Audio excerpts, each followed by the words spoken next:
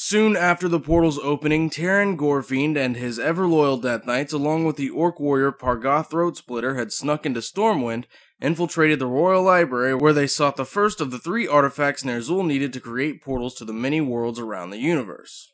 This artifact was the spellbook of Azeroth's mightiest mage, the Book of Medivh. However, upon arriving at the book's supposed location, it was missing. Clues as to where the book might now be were in the form of a dead guard and a dagger with the seal of the Kingdom of Alterac. Shortly after, Teron Gorefiend chose 2 orc chieftains, Tagar Spinebreaker and Fenris Wolfbrother, and together they traveled to Blackrock Mountain, where they met with the Blackrock's clan chieftain and self-proclaimed warchief, Rend Blackhand, as well as his brother Maim. The 2 brothers, who had been aged prematurely by warlocks, stubbornly refused to help Ner'zhul, wanting to build their own new Horde. Teron Gorefiend and the agents of the Horde needed the dragons that the Blackrock clan commanded and tried several times to talk the stubborn chieftain into cooperating, but to no avail.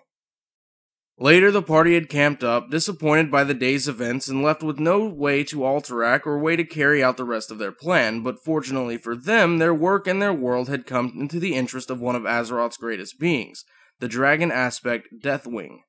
Deathwing offered them the help of his flight in exchange for safe passage through the dark portal for him and his kind.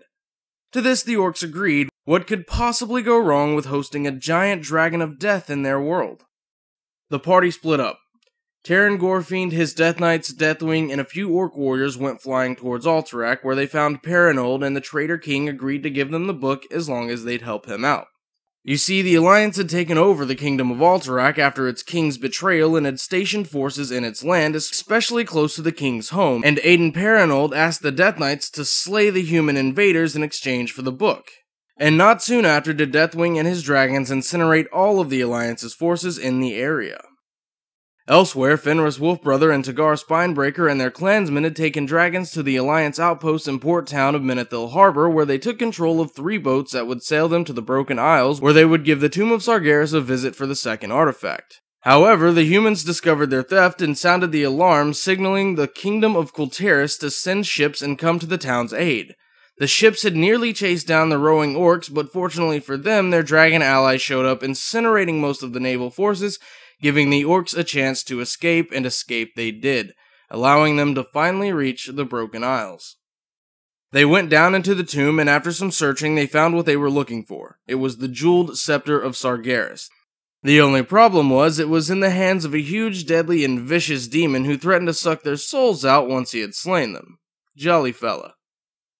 The orcs, 30 and the demon 1, defeated the beast, and Fenris quickly took the scepter, eager to leave the place where history's mightiest warlock had been killed by demons. However, Ragnarok, who was one of Teron Gorefiend's Death Knights, had felt another powerful artifact not too far from the scepter and wanted them to retrieve it too, for the sake of its power. The chieftains refused, to Ragnarok's disapproval, but the Death Knight didn't force them to do as he asked.